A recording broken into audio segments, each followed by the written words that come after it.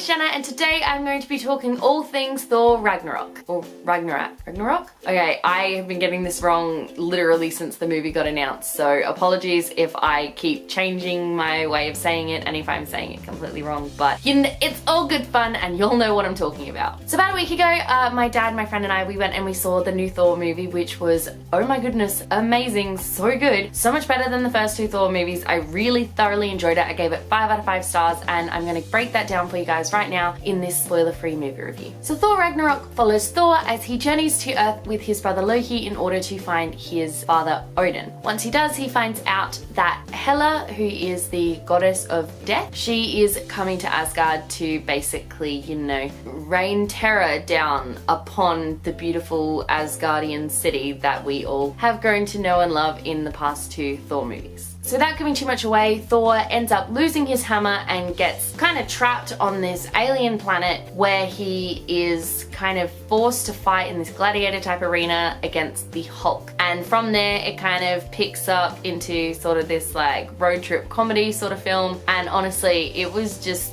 the most amazing film that I've seen. It was such a good film in the MCU.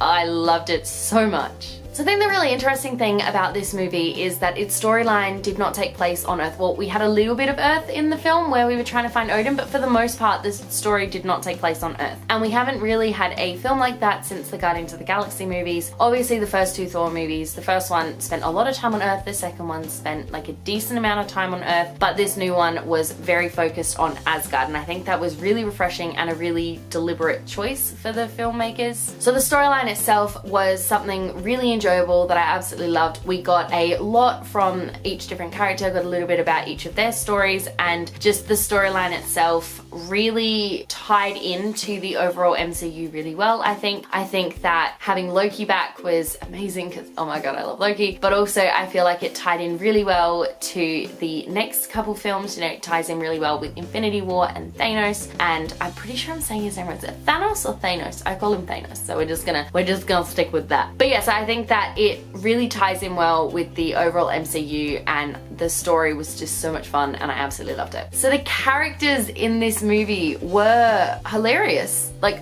I did not realize that Chris Hemsworth was quite as funny as he was in this movie. He is actually a really, really, really hilarious and funny guy. Like, I didn't know that. So in this movie, it's pretty much a comedy. I mean, like, there is a lot of comedic elements in it. There's so many jokes. The jokes are actually funny. The characters that we get really, I mean, Loki, for example, he is literally the god of mischief, and even in the first two films, he was always kind of like downplayed. Not in this film. In this film, he just goes for it, and I love it. It had so many comedic moments. A lot of the characters were just ultimately really funny. We had a few characters who I would consider them to be like sidekick comic relief characters, but I didn't care because they were so good. The film itself was directed by a New Zealand director who I actually can't pronounce his name, so I'm not going to, but he also voiced one of the characters in the film, and it was just so good. I highly recommend, if you haven't already, go and see the new Thor movie because you will just like laugh out loud. It's that funny. It was really interesting to get to see the Hulk in this movie. Obviously, we haven't seen him since Age of Ultron, so it was really interesting to see him, sort of see where he has been and what he got up to. And it's also really interesting to note that he's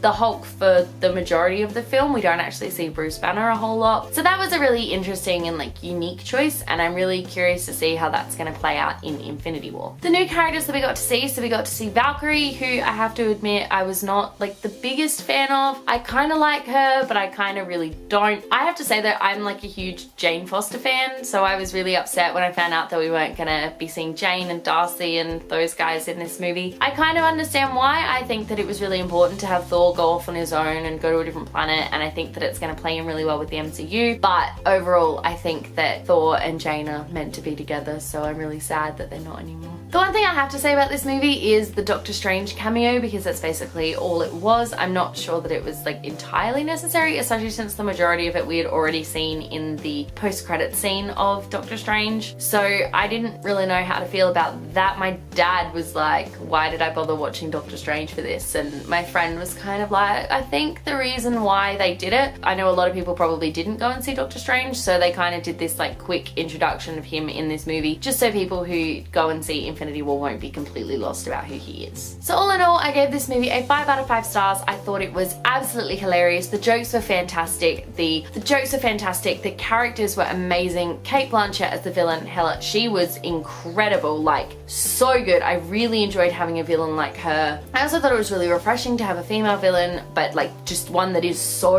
evil, and I loved that. I thought it was great, and I cannot wait to see how the movie ties into Infinity War. Thank you for watching. Let me know in the comment section below if you have seen Thor Ragnarok and what you thought. I would absolutely love to know. If you like this video, be sure to give it a huge thumbs up, and don't forget to subscribe to my channel so you don't miss a thing. Stay random. Bye.